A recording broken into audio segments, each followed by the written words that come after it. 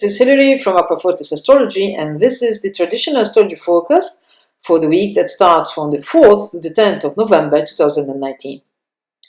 First major planetary talk is on the 5th of November 2019 at 11:28 UTC+1, when Mars in Libra and Pluto in Capricorn have an argument.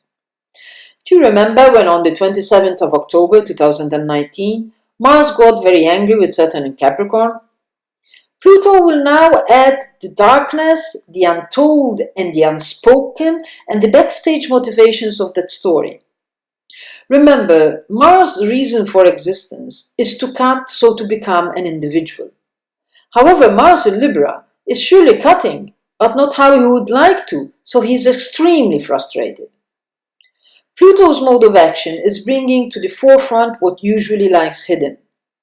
Pluto says to Mars, yes, you are all up the pole, getting stuck in everlasting situations. But have you truly looked at what is fueling that anger and frustration? How about I show you what lies beneath? Would you still react that way? This is a day when we might be forced to look at what we repress just for the sake of peacekeeping. And knowing Pluto, it won't be nice. If we look at the greater picture, this is also part of an issue we had during the eclipse season, that is June-July. Mars at the time was quarreling with the demolition team in Capricorn, but in a more headstrong manner. This time we have learned some lessons, and we are ready to give it a try, even if it might hurt us hell. On the 7th of November 2019, at 18:25 UTC+1, the Sun reaches the 15th degree of Scorpio. We are now in the halfway journey between the autumn equinox and winter solstice. It might be a good time to take a look at where we are in our lives. With Mercury in revision mode in the house of Scorpio, and Jupiter at the last bit of his journey through his own house of Sagittarius, we might want to see what needs to be done now and get on with it, even if it means rethinking of all of our projects and rethinking it again and again. The 8th of November 2019 seems to be a busy day and eventually a busy night. We start at 18:06 UTC+1 with Sun in Scorpio having a quick chat with Saturn in Capricorn. This is a friendly talk. Sun has some stuff to take care in the dark waters of Scorpio, and Saturn is giving her the support she needs. So imagine you are in deep waters, and someone throws a rope so that you can securely hold on to it, whilst you are trying to find your way in this hostile territory. You are still in a difficult situation, but you know you can have some backup for help. In less than an hour, at 18:56 UTC+1, the busy Sun in Scorpio has another friendly talk with Neptune in Pisces. This time, instead of a rope, Neptune is handing in some time out, some free time, some in the form of a dreamy fantasy elixir. And then, at 03:45 UTC+1, on the 9th of November 2019, Saturn in Capricorn himself partakes of Neptune's same intoxicating cocktail.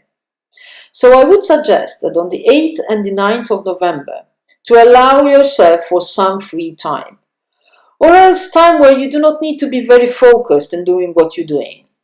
Having both Sun and Saturn floating in Neptune's visions will make it a great day for escaping in an altered state of mind.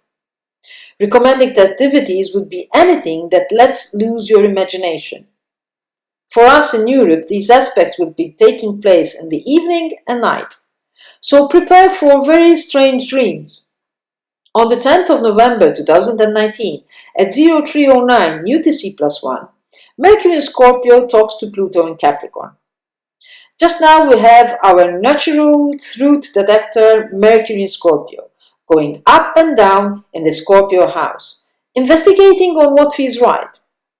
And there comes Pluto with his knack of augmenting dark reality to give Mercury some help.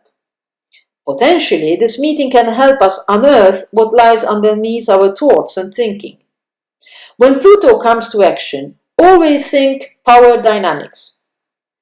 It is a friendly talk, so whatever Pluto will let loose, it will help Mercury in his quest. Just remember, it is not set in stone. Mercury will be thinking and rethinking on this thing. Be prepared to be flexible. For us in Europe, it's going to be nighttime again, so we have another session of very revealing dreams.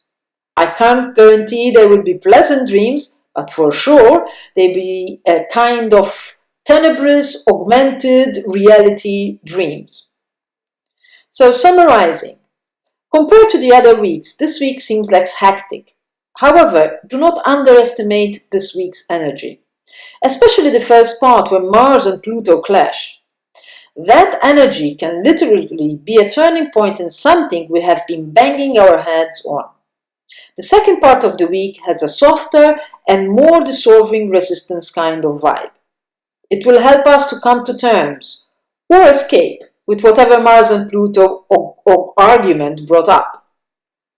What are the issues that you are still tackling from the eclipse season?